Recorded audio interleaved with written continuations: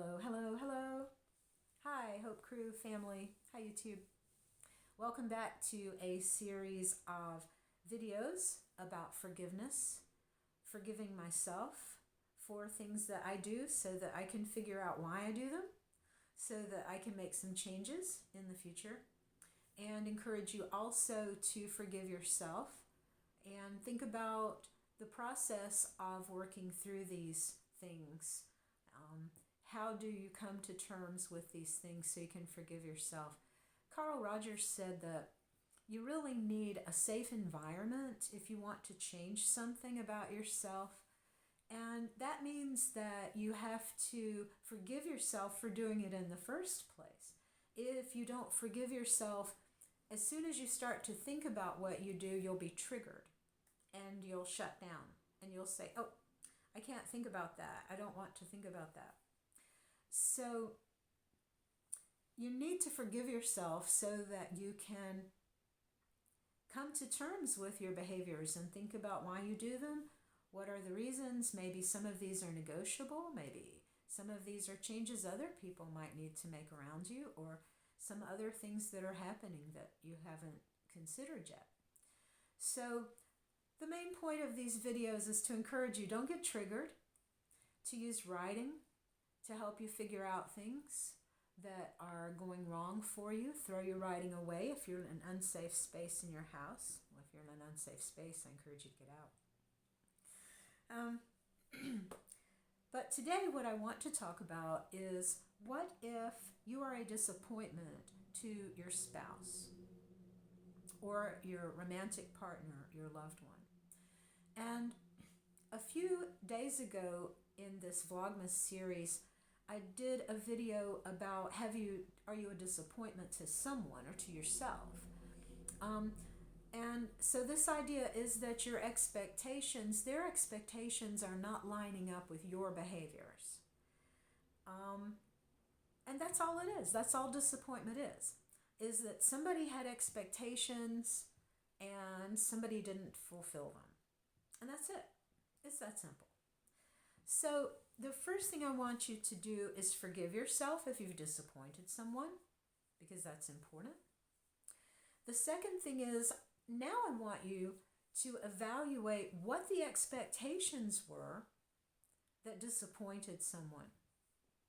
And I want you to start here instead of starting with your own behaviors, because I want you to look at their expectations of what your behaviors were supposed to be and what they should have been to start with. And I want you to think about whether these expectations are really suiting you. Are they really you? Are they really expecting the right things? Are they expecting something that is positive, that's going to help you grow and maybe challenge you a little, but they're positive for you? Or are they just expectations that are stressful or are something that you would never expect yourself anyway? Let me tell you a little story. My second husband, if he's watching, God love you, after we got married, stopped doing things with me. I mean, stopped. Wouldn't go out, wouldn't stay in, wouldn't watch television, there was nothing he wanted to do with me. And when I asked him one day if he would go do this or if he would do this or that with me, and I said, we used to do things all the time together. Why don't you want to do these things anymore? What's going on with you? And he looked at me really seriously and he said, we don't have to do those things anymore. We're married.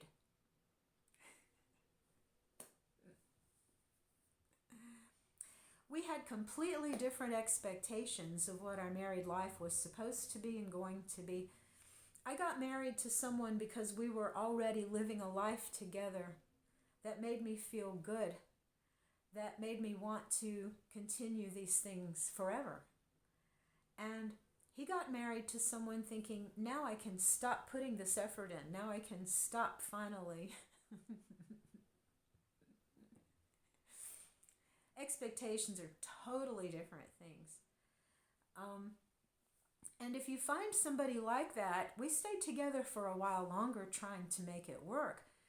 But it got to the point like, so my place of business, my work was having regular times where they would go out to a baseball game and they would go, and I would love to do that. I'd never been to a live game. I thought this is great. So I planned with my work colleagues to go, and only two people showed up, me and a man that, you know, we get along. We're but there's a little bit of attraction to each other there anyway. But over the course of the evening watching the baseball game, it felt like we were on a date. So I went home and I told my husband, I shouldn't feel like I'm on a date with another man. I need for you to be able to come to baseball games with me once in a while, or for us to be able to do things together. And he repeated again this thing, I'd prefer not to. We're married now. We don't have to do things together.